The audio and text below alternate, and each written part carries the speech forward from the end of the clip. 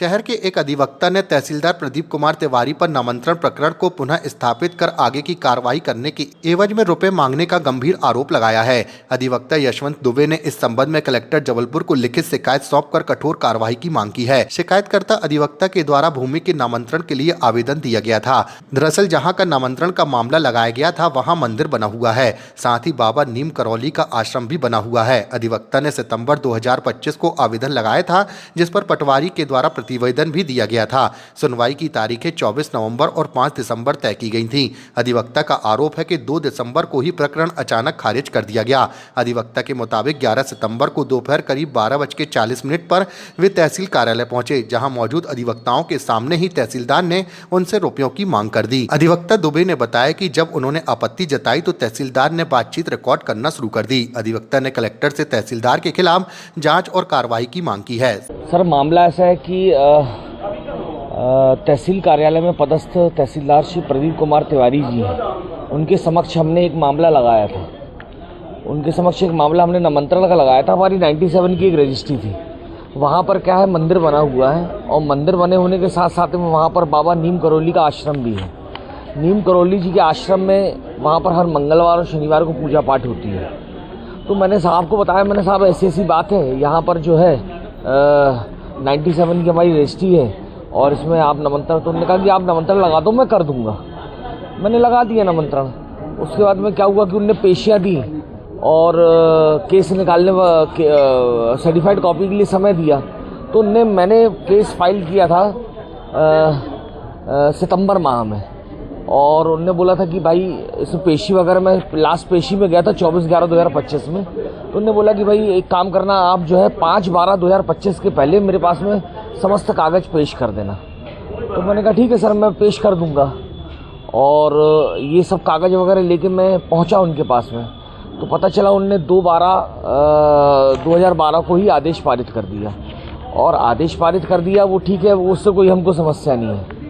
परंतु फिर जब हमने उनसे रिक्वेस्ट करी, उनके फ़ोन में भी मैंने भेजा, मैंने सर आपने तो मेरे को बोला था कि कॉपी निकाल के रखना, ओरिजिनल दिखाना, मैं कर दूंगा। कहते यार आपकी तरफ से कोई ऑफ़र भी नहीं आया, ना आपने कुछ बताया। मैंने सर ऑफ़र का क्या मतलब है। फिर मैं उनसे मिलने गया। जब मिलने गया तो मेरे से कहते यार देखो क्या था सब। उन्होंने बोला कि मैं इसको नंबर में स्थापित कर देता हूँ और जो लग रहा है इसमें आप दे दो। तो मैंने सर मैं इसमें क्या दूंगा, मंदिर का काम है, आश्रम का काम है, हम वहाँ शनिवार रविवार को भोजन खिलाते हैं। तो कहते नहीं देखो क्या होता है, मंदिर में भी दान पेटी होती है, उसी तरीके से न्यायालय भी तो मंदिर है, इसमें भी तो दान पेटी है। भाई अभी SIR वगैरह करके उठे हम लोग, आप पैसा ऐसा नहीं है, अब तुम 5,000 रुपये दे देना तो हम पुनः नंबर पर स्थापित कर देंगे। तो फिर मेरा उनसे इस बात पे बहस हो गई कि मैंने सर आप डेस्क में बोल के बैठ के ये सब बातें नहीं कर सकते। भाई देखो आसंदी होती है, उसमें आप इस तरीके की बातें नहीं कर सकते, न्यायालय की बात है। फिर मैंने उनके बहस हुई तो मैंने वो रिकॉर्डिंग करने लगे। कहते मैं तुमको बताता हूँ, बार काउंसिल में कंप्लेंट करूँगा। मैंने कहा आप कर देना कंप्लेंट, भाई पैसे आप मांग रहे हो तो मैं आपको छोड़ूंगा थोड़ी।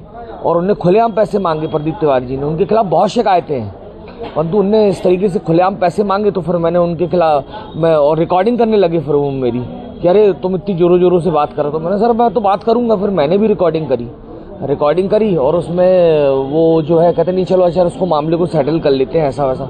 मैंने साहब सेटल नहीं, आपने मंदिर के नाम पे पैसे क्यों मांगे? अब आपने खारिज कर दिया तो खारिज कर दिया, मैं अपील में चला जाऊंगा, परंतु अब इसको मैं रिस्टोर नहीं करवाऊंगा। आप इस तरीके से पैसे की मांग नहीं कर सकते। वहाँ दूसरे वकील लोग भी खड़े हुए थे और जनता ने वहाँ पर लोगों को बोला भी, जनता वहाँ पर आके इकट्ठी हो गई कि भैया इस तरीके से पैसे की मांग कर रहे हैं, गलत बात है। सभी लोगों ने देखा सुना है, वकील साहब ने भी देखा सुना, सामने दूसरे वकील के सामने पैसे मांग लिए। ये मंदिर तिलवारा में है, नीम करौली बाबा का आश्रम है। श्री संजय यादव जी की माता जी के द्वारा इसको दान किया गया था हमें।